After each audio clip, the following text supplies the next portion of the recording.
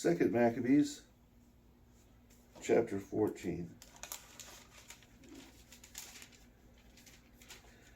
After 3 years' time, word reached Judas and his soldiers that Demetrius, the son of Seleucus, had killed Antiochus and Lysias, his guardian, then had sailed into the harbor of Tripolis with a powerful army and fleet, and taken possession of the country.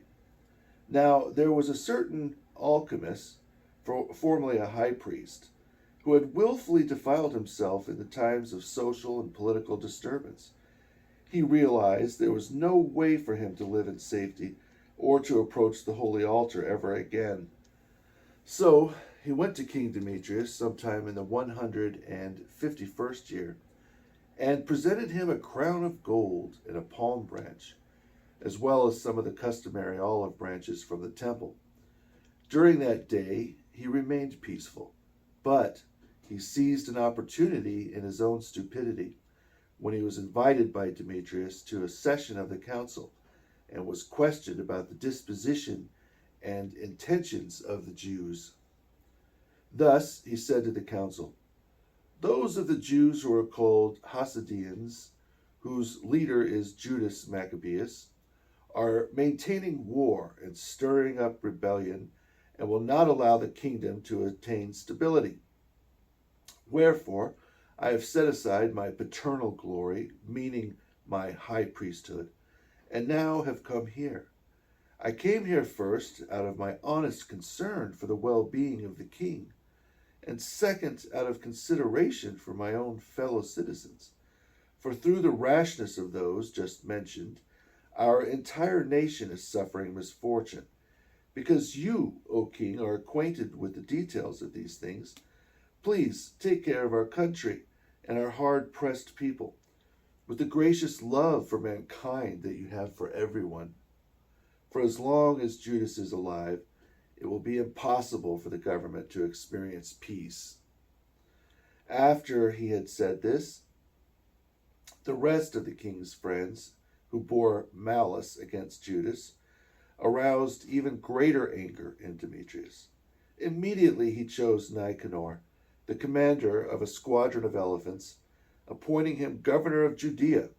He sent him off with the charge to kill Judas, scatter his soldiers, and establish Alchemist as high priest of the great temple. The Gentiles who had fled before Judas throughout Judea joined Nicanor, for they thought the setbacks and calamities of the Jews would bring prosperity to themselves. The Jews got word of Nicanor's coming and the assault of the Gentiles. So they sprinkled their heads with earth and prayed to him who establishes his people forever and always helps his own inheritance by making himself present. At the command of Judas, their leader, they immediately moved the army from there and met the enemy in battle at a village called Deseu. Simon, the brother of Judas, had encountered Nicanor in battle, but was halted because of the unexpected silence of those adversaries. Nevertheless, when Nicanor heard of the bravery of Judas and his men and their courage in battle for their country, he pulled back from deciding the matter by bloodshed. So he sent forth Posidonius, Theodotus, and Mattathias to offer and receive pledges of friendship. After an extensive investigation of the terms, the leader communicated the terms to the people, and it appeared they were of one mind, and they agreed to the treaty. So they set aside a day to meet privately. From each army a chariot came forward, and seats of honor were set in place.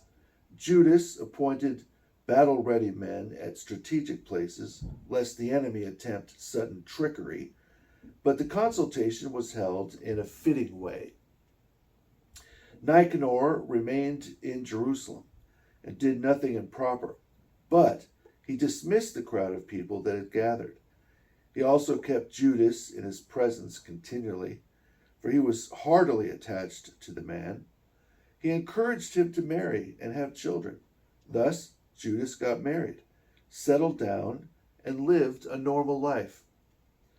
When alchemists became aware of their goodwill for each other, he took the treaty that was made and went to King Demetrius. He told him Nicanor was disloyal to the government, since he had appointed Judas, the plotter against the kingdom, to be his successor. The king became enraged, provoked by the false accusations of that depraved man. He wrote to Nicanor that he was most displeased with the treaty and ordered him to send Maccabees as a prisoner to Antioch at once. When this message reached Nicanor, he was upset and very grieved that he had to break the agreement with when the man had not done wrong. But since he could not act in opposition to the king, he watched for a strategic opportunity to carry out the command.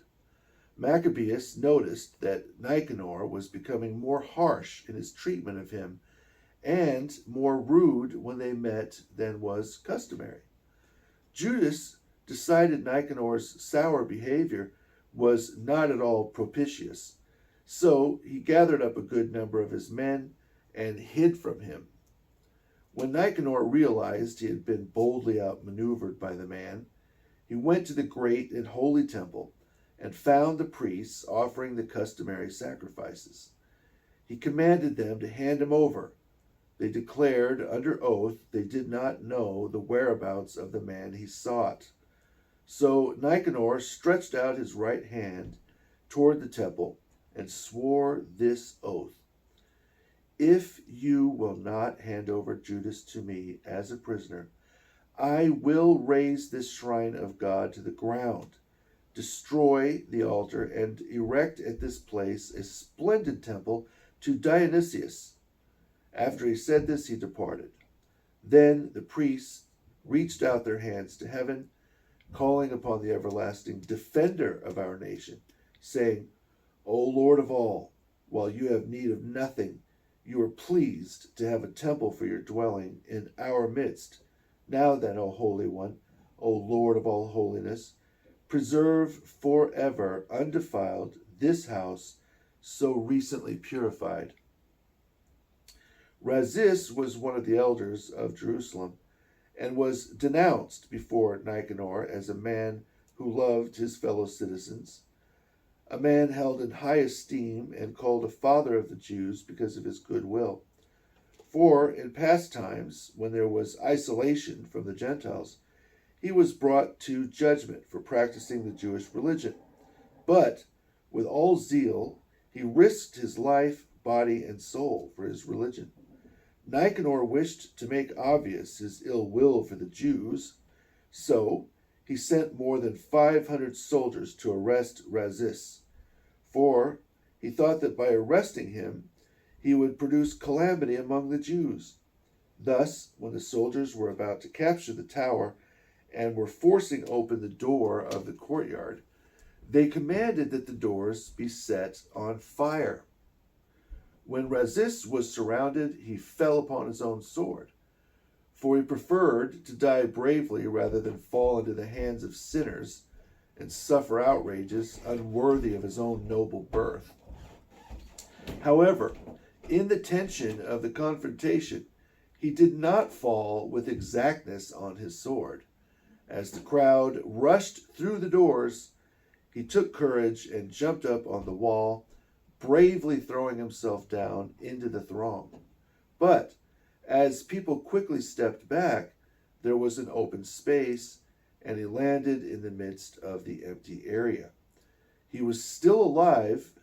In a blaze of anger, he stood up, and though his blood gushed like a spring and his injuries were severe, he darted through the crowd. He climbed up on a steep rock, and with his blood completely drained out of him, he tore out his intestines, took them in both hands, and threw them at the crowd as he called on the Lord of life and spirit to return them to him again. Such was the manner of his death.